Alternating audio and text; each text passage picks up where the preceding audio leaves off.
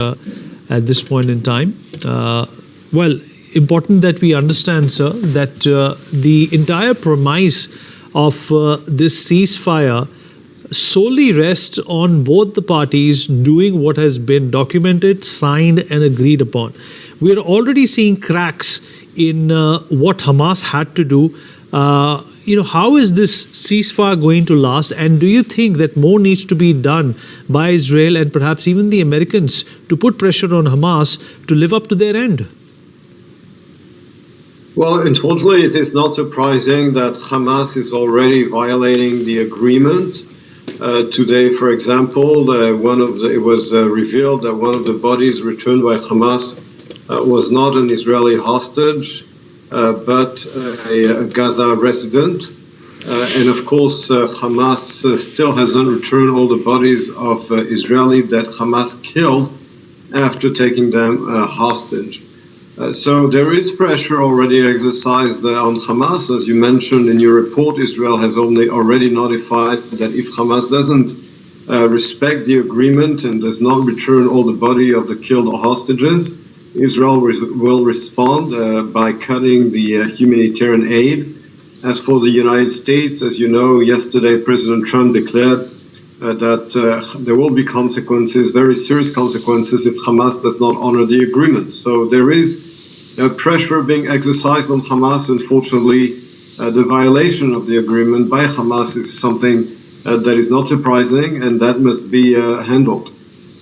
Dr. Emmanuel, stay with us. Syrian interim President Ahmed al-Shara arrived at the Kremlin today for talks with Russian President Vladimir Putin.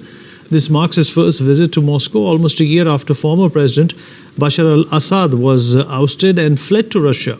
Putin described the two countries and the relationship as special, citing decades of cooperation. Shara said he wanted to redefine the relationship while respecting existing agreements. Reports suggested that Shara may request the handover of Assad, and the leaders are also expected to discuss the future of Russian military bases in Syria.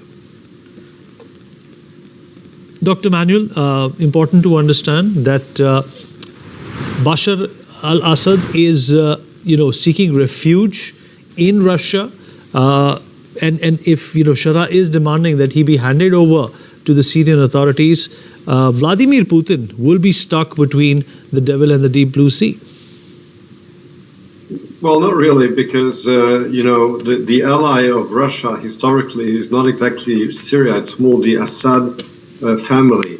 And without Assad in place, Russia has really lost much of its influence over that country, especially since the interim president, Shara, has been mostly endorsed by the United States as well as by most European governments. So I very much doubt that Vladimir Putin will hand Bashar Assad to the Syrian regime. I think that the refuge he has in Russia is pretty safe at this point.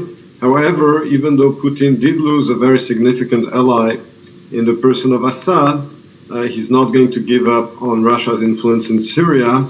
And of course, Russia's military presence in that country did not evaporate with the end of the Assad regime. So Putin will try to salvage whatever he can of Russian influence in Syria, but I don't believe that he will buy this influence by delivering Assad to the new to the new Syrian regime, because at the end of the day, he's a protégé of Putin and an old ally. All right, fair enough. Dr.